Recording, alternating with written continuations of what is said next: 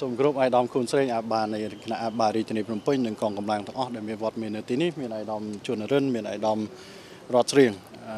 ដោយក្នុងនោះគឺខ្ញុំសូមបញ្ជាក់ផងដែរថាមុននេះបន្តិចគឺជាកិច្ចប្រជុំមួយរៀបចំដោយអាយដាមអាបានៃគណៈអាបារាជធានីភ្នំពេញក្រោមអធិបតីភាពដ៏ខ្ពង់ខ្ពស់របស់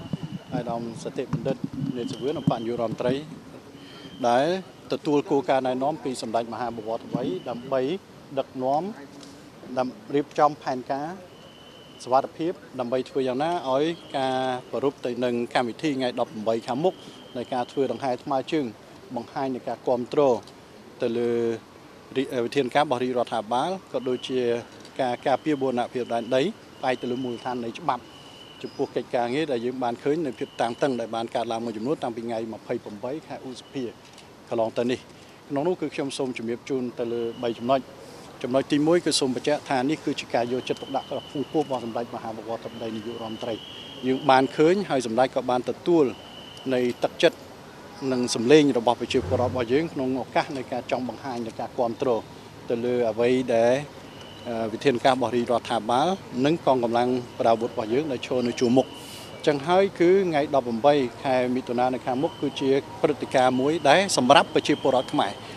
តែយើងឃើញថាទឹកចិត្តរបស់ពួកគាត់ចំនួនអ្នកចង់ចូលរួមមានការកើនឡើងទៅហើយអញ្ចឹងការណែនាំឲ្យអាយដាមសតិបណ្ឌិតហើយនិងអាយដាមគូនស្រេងក្នុងការរៀបចំកម្មវិធីនេះឡើងគឺបច្ចេកកិច្ចប្រជុំនេះឡើងគឺបញ្ជាក់ច្បាស់ទៅការយកចិត្តទុកដាក់របស់សម្ដេចមហាបវរធិបតីនាយករដ្ឋមន្ត្រីទី2គឺមុននេះបន្តិចដូចខ្ញុំបានបញ្ជាក់ក្រោមការដឹកនាំនៃកិច្ចប្រជុំដោយអាយដាមសតិបណ្ឌិតនេតសវឿនបញ្ញារដ្ឋមន្ត្រីហើយនឹងការរៀបចំសម្របសម្រួលដោយអាយដាមគូនស្រេងអភិបាលនៃគណៈអាបារាជធានីភ្នំពេញអ្វីដែលយើងពិគ្រោះយោបល់ទី1គឺទៅឥឡូវផែនការរួមចំពោះនៅការព្រឹត្តិការណ៍នៃការដង្ហែស្មើជើង Solidarity March នេះនៅថ្ងៃទី18ខែមិថុនានៅខាងមុខហើយត្រៀមខ្លួនគ្រប់ជ្រុងជ្រោយទាំងផ្នែកចរាចរណ៍ទាំងផ្នែកលំហូរនិងផ្នែកស្វាគមន៍នៃប្រជាពលរដ្ឋរបស់យើងដោយនឹងមកចូលរួមដោយផ្ទាល់ជារួមរៀបចំធ្វើយ៉ាងណាសម្រួលទៅលើអ្វីដែលជាដំណើរចូលរួមរបស់ប្រជាពលរដ្ឋរបស់យើងធានាថាទោះបីមានប្រជាពលរដ្ឋដែលបានចង់មកចូលរួមយ៉ាងណាក៏ដោយខាងផ្នែកសន្តិសុខអាជ្ញាធរដែនដីគឺយកចិត្តទុកដាក់ខ្ពស់ហើយគិតគូរធ្វើយ៉ាងណាគឺដំណើរការរបស់យើងគឺឲ្យមានភាពកក់ក្ដៅឲ្យមានរលូនហើយជាពិសេសតែម្ដងផ្ដល់ឲ្យប្រជាពលរដ្ឋយើងមានឱកាសក្នុងការបង្ហាញនៃមនុស្សជាតិណានៃឆន្ទៈរបស់ពួកគាត់តែម្ដងហើយក្រៅពីនឹងថែមទៀតជាផ្នែកបច្ចេកទេសអាហ្នឹងគឺជួបឲ្យផ្នែកបច្ចេកទេសគឺយកចិត្តទុកដាក់ទៅលើកិច្ចការងារទាំងអស់នេះធំជាងគេបងអស់គឺចង់ឲ្យប្រជាពលរដ្ឋដែលចូលរួមមានការសប្បាយរីករាយមានមោទនភាពបង្ហាញឆន្ទៈរបស់ពួកគាត់ហើយធ្វើដំណើរវិលត្រឡប់ទៅផ្ទះវិញដោយធម្មតាវិញហើយចំណុចទី3ដែលក្នុងនាមជាផ្នែកមួយនៃការរៀបចំកម្មវិធីក្នុងនាមក្រុមគ្រួសារសសយកក៏សូមបញ្ជាក់ជាមុនហើយសូមអធិស្ឋានទៅដល់ពុកម៉ែមីងបងប្អូនដោយសារព្រឹត្តិការណ៍នេះគឺជាព្រឹត្តិការណ៍មួយដ៏ធំសម្រាប់ប្រជាពលរដ្ឋខ្មែរមានឱកាសក្នុងការបង្ហាញនៃមនុស្សជាតិណានិងឆន្ទៈគ្រប់គ្រងរបស់យើងអញ្ចឹងគឺការរៀបចំនឹងប្រព្រឹត្តទៅពីព្រលឹមតែម្ដងនៅថ្ងៃទី18យើងអាចនិយាយបានថាពីម៉ោង5ទៅដល់មិនឲ្យលើសពីម៉ោង10ព្រឹកទេក៏តែទោះបីយ៉ាងណាក៏ដោយគឺនឹងអាចនឹងប៉ះពាល់ទៅលើផែនការរបស់ក្រុមគ្រួសារជាលក្ខណៈឯកជនមកជាងក្រៃលោថ្ងៃសម្រាប់ចឹងគាត់ចេញទៅដើរលេងជាលក្ខណៈកំសាន្តជាមួយក្រុមគ្រួសារហើយក្រៅពីនឹងថែមទៀត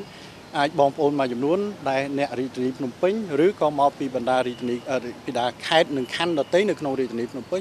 អាចមានផែនការក្នុងការធ្វើចរាចរណ៍ដែលក្នុងនោះគឺអាយដាមអាបាលនៃគណៈអាបាលបានធ្វើសេចក្តីណែនាំនិងផ្សព្វផ្សាយមួយហើយទៅលើថាតើចំពោះទីតាំងដែលរៀបចំនៅថ្ងៃទី18នេះគឺនឹងបិទនឹងកែសម្រួល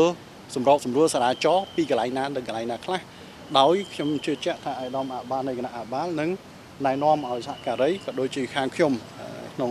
សសយកនឹងអាចរៀបចំនិងផ្សព្វផ្សាយជំរាបជូនទៅដល់លោកយាយលោកតាពុកម៉ែមីងបងប្អូនទាំងអស់អ្នកភ្នំពេញឬក៏អ្នកដែលមានផែនការអាចនឹងជិះកាត់ទៅតាមអ្វីដែលជាកន្លែងដែលយើងរៀបចំហើយនឹងមានការបិទនិងសម្រួលចរាចរណ៍នេះសូមឲ្យមានការជ្រាបជាព័ត៌មានពីចម្ងាយធ្វើយ៉ាងណាឲ្យបានជ្រាបទាំងអស់គ្នាពេលនៅថ្ងៃនោះសូមឲ្យមានការយោគយល់ហើយក៏សូមអធិស្ឋានបើសិនជាមានការប៉ះទៅលើផែនការឯកជនយ៉ាងណានោះគឺនេះជាទស្សនវិជ្ជារួមគឺជាចំណុចដែលយើងបានពិគ្រោះយោបល់ក្រោមការដឹកនាំរបស់អាយដាមសតិបណ្ឌិតនេតសវឿនហើយការសម្របសម្រួលរបស់អាយដាមអភិបាលនៃគណៈអាបាខេត្ត វិបាអាបារីធានីភ្នំពេញឯកឧត្តមគុណស្រេងតែក្រៅពីនឹងថែមទៀតក្នុងនាមក្រុមគ្រួសារសសអកនិងក្នុងនាមជាផ្នែកមួយនៃការរៀបចំកម្មវិធីក៏សូមអរគុណឯកឧត្តមអាបានៃអាបារាជធានីភ្នំពេញដែលបានជួយគ្រប់គ្រងតាំងពីដើមទីនិយាយសម្ញទៅគឺពីគ្រោះយោបល់គ្នាមុនដំបូងគេតែ2នាក់មុននឹងយើងឈានទៅដល់ការរីកាជូនទៅដល់សម្ដេចមហាបវរធិបតីហើយឯកឧត្តមបានគ្រប់គ្រងតាំងពីដើមទីតែម្ដងទៅលើអ្វីដែលជាព្រឹត្តិការណ៍នេះហើយក៏ដឹងដែរថាឲ្យតែមានព្រឹត្តិការណ៍ម្ដងអាជ្ញាធរមូលដ្ឋានភាគីពាក់ព័ន្ធទាំងអស់ហើយកងកម្លាំងបរាវុធគ្រប់ប្រភេទគឺពិតជាមានការហត់នឿយអញ្ចឹងគឺសូមអធិស្ឋានក៏ប៉ុន្តែក៏សូមផ្ដាំផ្ញើនៅការអរគុណពួកគាត់ទាំងអស់គ្នាដែលនឹងត្រៀមទៅដល់ការបំពេញភារកិច្ចនៅក្នុងថ្ងៃនេះផងដែរ